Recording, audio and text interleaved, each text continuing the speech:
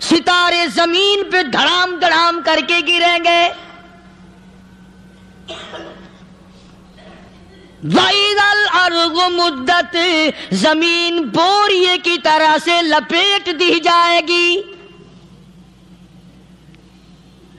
وَإِذَا الْجِبَالُ سُيِّرَتْ یہ بڑے بڑے پہاڑ ہوا میں کپاس کی طرح اڑتے پھریں گے. تمام کے تمام علامات قرآن کریم بتا رہا ہے. اور آج مسلمان ہے، میں خود ہوں، آپ ہیں، میں قسم کھاتا ہوں کہ ہمیں خدا کے کلام پہ یقین کوئی نہیں. اگر یقین ہو پھر یہ غفلت.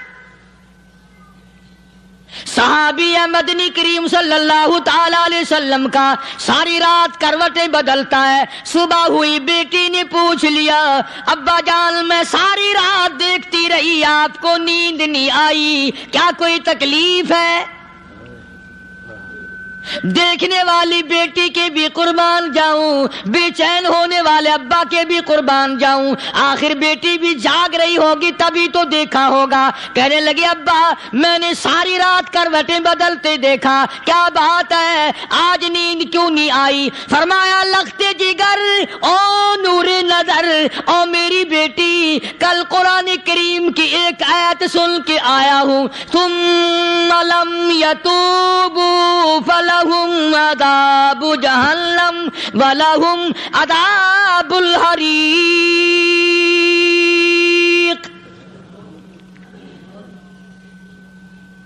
او میری بیٹی جس نے قرآن کریم کے ذریعے جہنم کی خبر سن لی ہو، جہنم کے انگاروں کی خبر سنی ہو، جس نے جہنم کی تباہ کاریاں سن لی ہو، او میری بیٹی نیند کیسے آئے؟ کیسے نیند آئے؟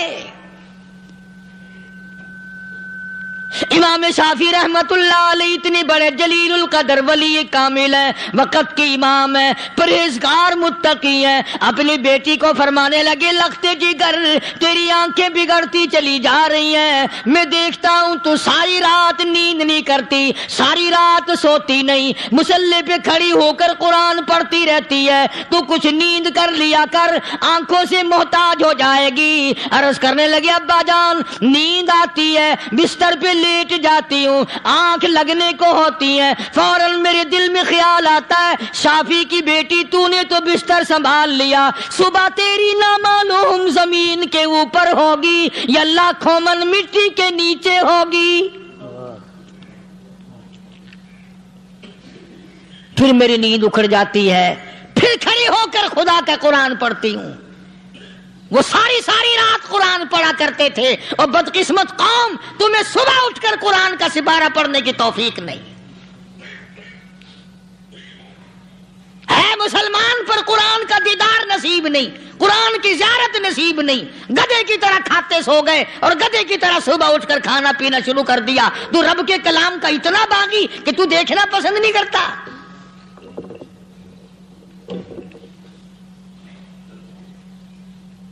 اور دنیا کی چیز اگر گھر میں نہ ہو، ٹھنڈے ٹھنڈے سانس مارتے ہیں عورتیں بھی، ہاں جی اپنی زمین کوئی نہیں نا، اپنی ہاں جی مکان اچھا اپنے پاس کوئی نہیں، فلاں چیز اپنے پاس کوئی نہیں. کبھی کسی نے ٹھنڈا سانس مارا کہ ہم 10 آدمی ہیں گھر کے، ایک آدمی بھی قرآن پڑھنے والا نہیں، ہم سارے کے سارے پتہ نہیں کیسے اکٹھے ہو رہے ہیں.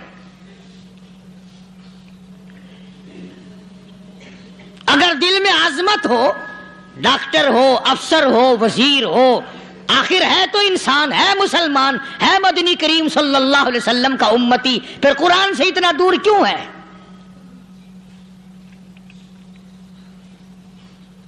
تو اللہ پاک جل شانہ نے فرمایا میرے بندے ہر حال میں ڈر. ہاں تیری ساری چلاکیوں کو میں جانتا ہوں، تیری ساری ہوشیاریوں کو میں اچھی طرح جانتا ہوں. فرمایا وہ دن دور نہیں، آیا وقت قیامت کا، آیا، کوئی کسی کے کام نہیں آئے گا. فرمایا ان وعد اللہ حق فلا تغرنکم الحیات الدنیا.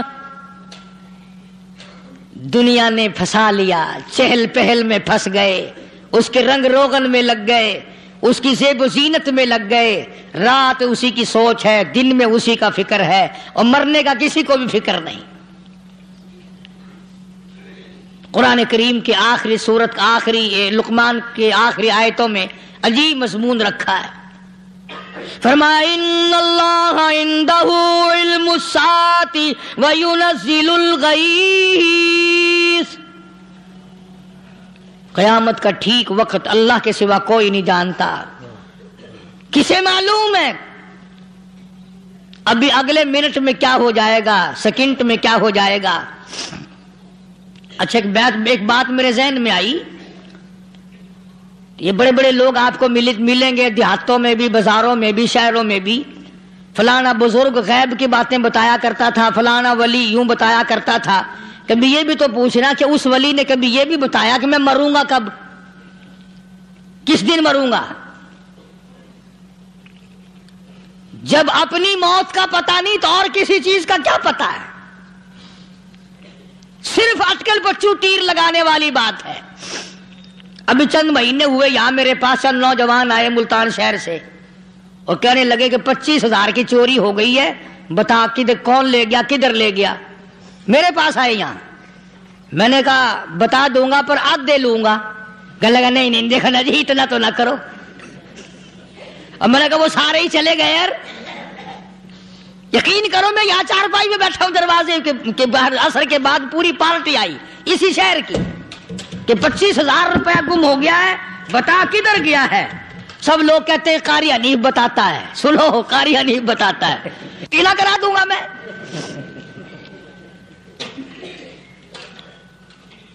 جتنا میں نے انکار کیا میرے سر ہوتے چلے گئے۔ اخیر میں نے بکواس کر دی، میں نے کہا اچھا بتاؤں گا پھر آدھے لوں گا۔ کہنے لگے نہیں تماشا دیکھا، یعنی اندازہ لگاؤ کہ ہم شہر سے سن کر آئے ہیں کہ قاری حنیف چوریاں بتاتا ہے۔ اللہ غنی، کس کو معلوم ہے کہ ابھی کیا ہو جائے گا؟ اللہ پاک نے کسی کو نہیں بتایا۔ فرمایا ان اللہ عندہ علم الساعۃ وینزل الغیث،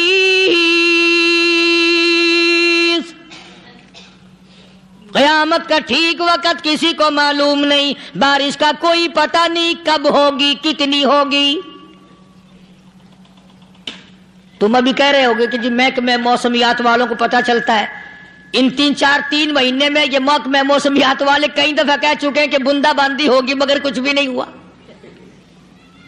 بلکہ جتنے یہ زیادہ بتلاوے نا اتنا ہی موسم خراب ہوتا چلا جاوے۔ پچھلے سال انہوں نے روئی کی گانٹھوں کی گنتی بتائی کہ اتنی کپاس پیدا ہوگی ملک میں، اتنی روئی کی گانٹھ بنے گی، اتنی باہر بھیجیں گے اور اتنی اپنے گھر رکھیں گے۔ ذرا پوچھو تو صحیح ذمہ داروں سے سر کھجاتے پھرے کہ کھاد کے پیسے بھی واپس نہیں ہوئے۔ بھلے کسی کو کیا پتا کہ ابھی کیا تھا اور ابھی کیا ہو جائے گا، کل کیا ہوگا، پرسوں کیا، ایک اللہ کی ذات جانتی ہے۔ فرمایا وَيُنَزِّلُ الْغَيْثَ،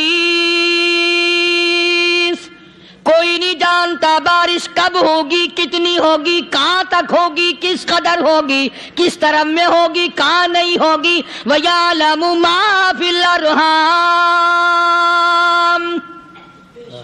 کوئی نہیں جانتا عورت کے پیٹ میں کیا ہے، لڑکا ہے کہ لڑکی۔ باپ کو پتہ نہیں، ماں کو پتہ نہیں، دادی کو پتہ نہیں، نانی کو پتہ نہیں۔ یوں کہ کسی کو پتہ ہو یا نہ ہو، حضرت صاحب کو پتہ لگ جاتا ہے۔ حضرت صاحب کو کیوں؟ حضرت صاحب ٹھڈ دے اندر وڑدا ہوندا ہے۔ تماشا دیکھ، کوئی کسی کو پتہ نہیں چلتا، اور خدا نے اپنی خدائی کسی کو تقسیم کر کے دینی نہیں۔ لم یلد ولم یولد،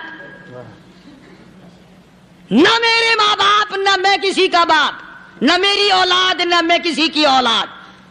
اللہ الصمد، بے نیاز، بے مثال ہوں، ہمیشہ سے ہوں اور ہمیشہ رہوں گا۔ سام میرے میرے محتاج ہو، میرے دروازے کے گداگر ہو، میرے دروازے کے فقیر ہو، میرے دروازے کے دستے نگر ہو، آؤ مانگو کھاؤ، موت آئے مر جاؤ، اگر اکڑو گے فرمایا پھر میں نے بڑی بڑی سزائیں دی ہیں لوگوں کو۔ ہاں ہاں، میں تو توبہ بھی منہ سے نہیں نکلنے دیتا،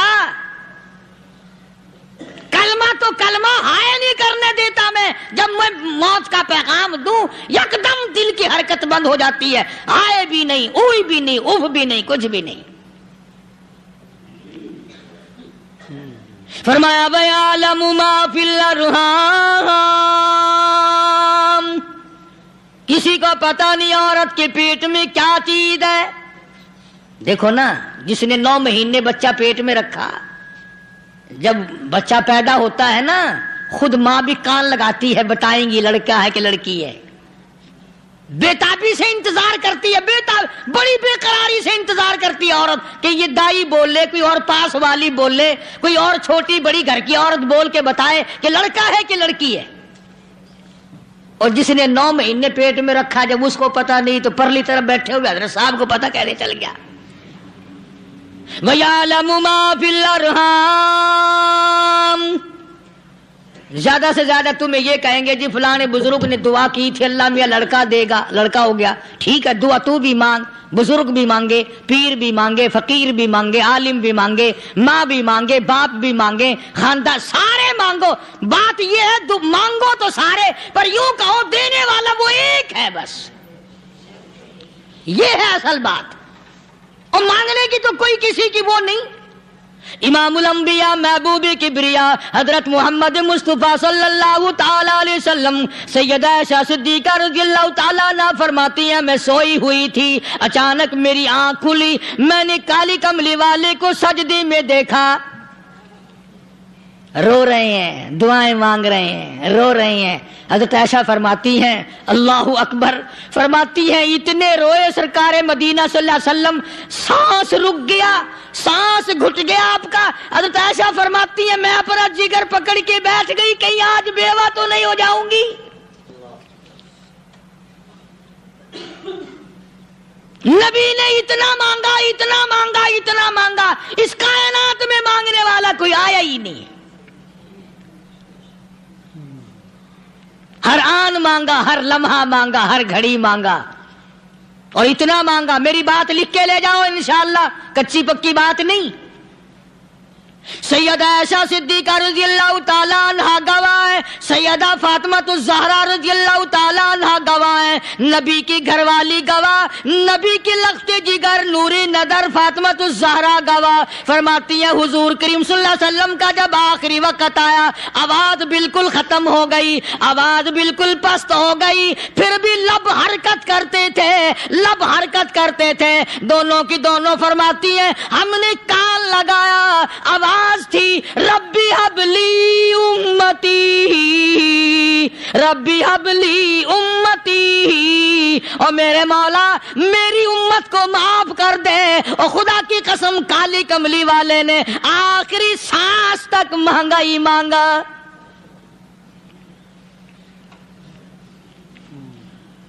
چاہے تیرے لیے مانگا، امت کے لیے مانگا، مگر ہر وقت مانگا۔ اور یوں فرمایا کہ میدان حشر میں جب لوگ چاروں طرف سے پریشان ہو کر، عاجز ہو کر، تنگ ہو کر، دھکے کھا کر، ذلیل ہو کر، انبیاء علیہ الصلوۃ والسلام کے مشورے سے جب حضور کریم صلی اللہ علیہ وسلم کے دربار میں آئیں گے، مشکاۃ شریف میں حدیث موجود ہے، ارشاد حضور کریم صلی اللہ علیہ وسلم کا، فرمایا لوگ مجھے سفارش کے لیے کہیں گے اللہ اکبر، اللہ اکبر کبیرہ، تو یوں فرمایا یہ نہیں فرمایا کہ میں اللہ میاں کو ٹیلی فون کروں گا کہ دیکھنا ذرا خیال کرو امت آ رہی ہے میری، یا امت کو یہ کہے کہ رکا لے جاؤ، بلکہ یوں فرمایا جیسے امت آ کر کے مجھے پریشان کرے گی میں سجدہ کروں گا، میں سجدہ کروں گا، اس وقت بھی سر میرا در تیرا، جھولی میری عطا تیری۔ اور حدیث پاک کا اگر مضمون پڑھ کر دیکھو سارے مضامین حل ہو جائیں۔ یوں فرماتے ہیں خود حضور کریم کہ میں اتنا لمبا سجدہ کروں گا اس وقت قیامت میں، اتنا لمبا سجدہ کروں گا کہ 7 دن 7 راتیں کا وقت 1 ہفتے کے برابر وقت لگ جائے گا، میں سر سجدے سے نہیں اٹھاؤں گا۔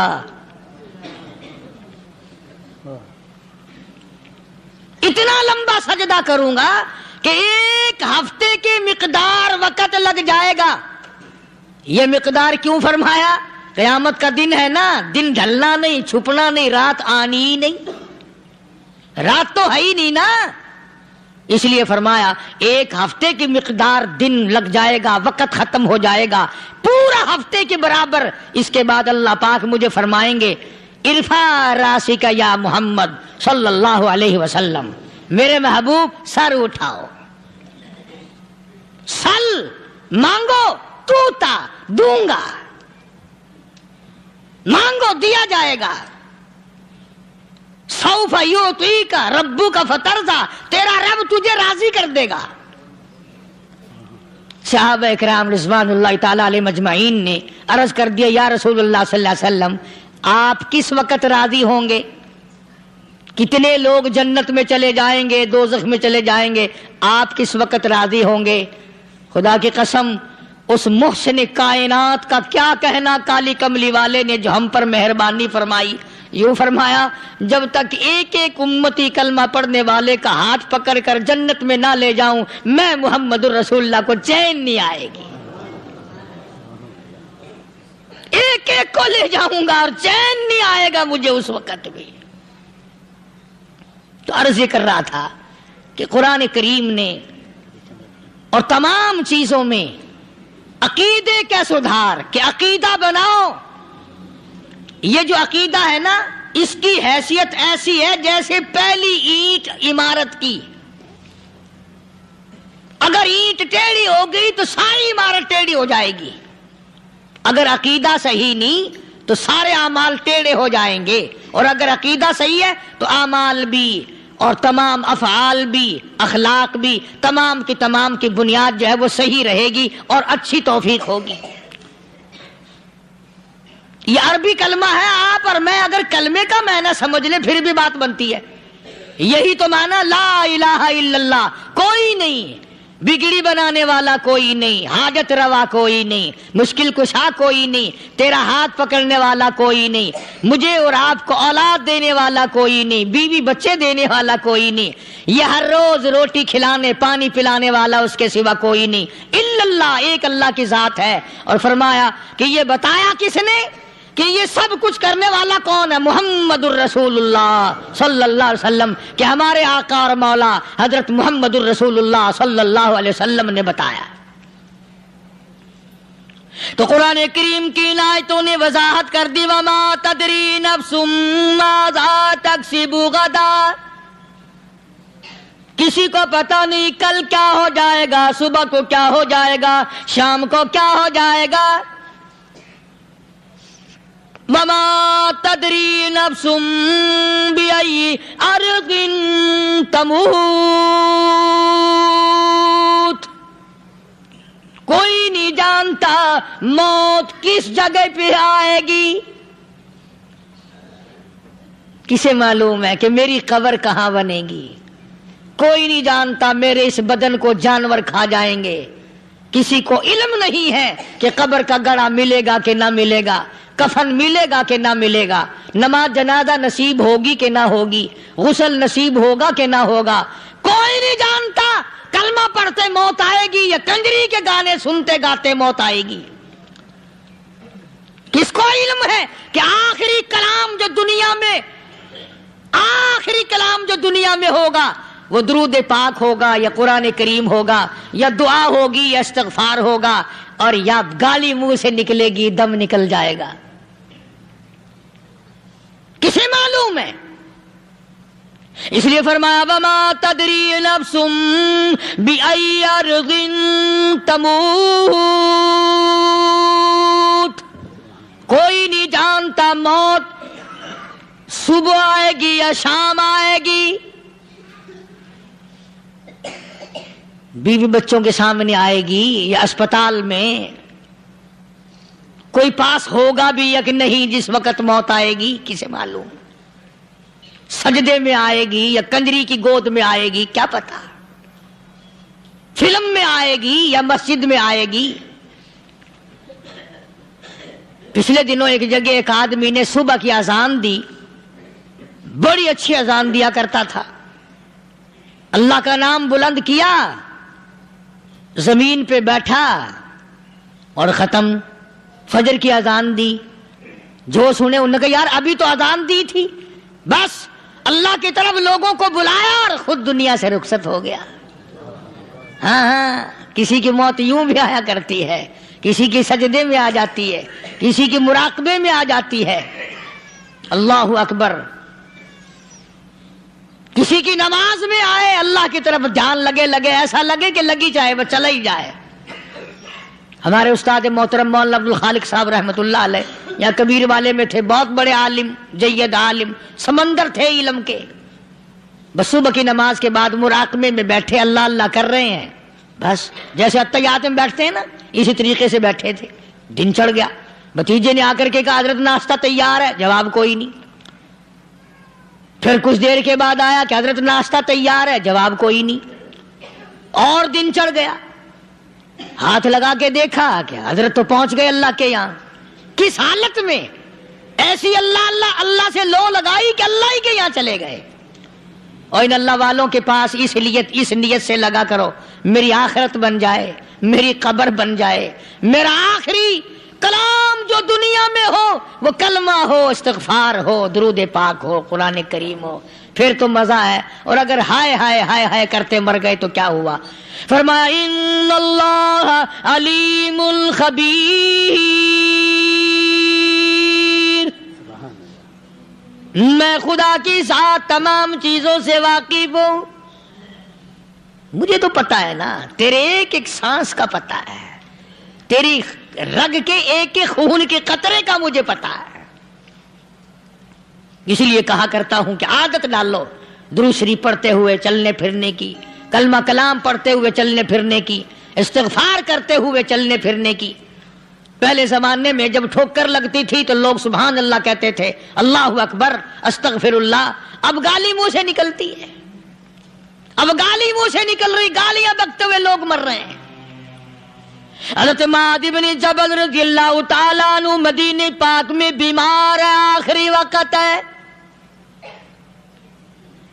صحابہ کی ایسی ایسی موت آیا کرتی تھی، چاروں طرف جتنے گھر والے بیٹھے ہیں، اماں بھی، بیٹی بھی، گھر والی بھی، بہن بھی، بھائی بند بھی، قبیلہ بھی، خاندان بھی، مدینہ شہر ہے، کالی کملی والے کا شہر ہے۔ حضرت معاذ بن جبل کا آخری وقت ہے، چاروں طرف بیٹھنے والے بھی تلاوت کر رہے ہیں قرآن کریم کی، خود معاذ بن جبل بھی تلاوت فرما رہے ہیں۔ اچانک حضرت معاذ رضی اللہ تعالیٰ عنہ رونے لگے، روئے حضرت معاذ۔ یہ وہ جوان ہے جس کو رخصت فرمانے کے لیے یمن کا گورنر بنا کر کے بھیجا حضور صلی اللہ علیہ وسلم نے۔ حضور صلی اللہ علیہ وسلم اس کو روانہ فرمانے کے لیے کئی میل پیدل تشریف لے گئے۔ ہاں حضور کے صحابہ۔ تو معاذ بن جبل جب رونے لگے تو گھر والوں نے پوچھا کیوں؟ کوئی بیٹھا ہوگا نا، کہنے لگا ڈر گئے، موت سے ڈر رہے ہو، موت سے ڈر کے رو رہے ہو؟ حضرت معاذ کہنے لگے نہیں، موت سے کیا ڈرنا، میں کیوں ڈروں موت سے، اس نے تو آنا ہی آنا ہے، میں نہیں ڈرتا۔ انہوں نے کہا پھر رویا کیوں رو رہے ہو؟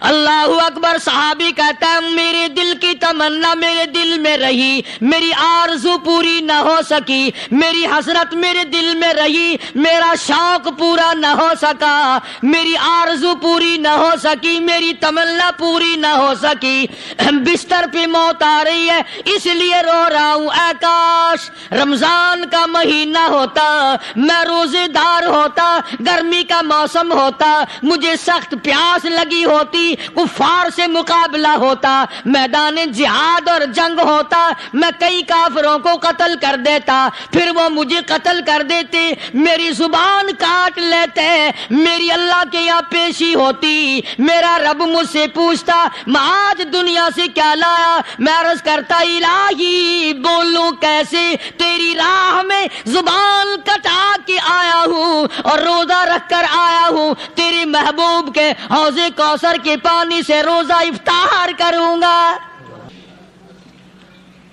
کہتا اس لیے رو پڑا ہوں کہ بستر پہ موت آ رہی ہے۔ ڈر کس چیز کا؟ یہ نہیں ڈرا کرتے تھے۔ حضرت ابو ایوب انصاری سب کہہ دو رضی اللہ تعالی عنہ، اللہ اکبر، کتنا بڑا مقدرہ والا جوان ہے۔ مدینے پاک میں حضور کریم صلی اللہ علیہ وسلم نے اسی کے یہاں ڈیرا لگایا، آخری وقت ہے، بیمار ہے ابو ایوب انصاری۔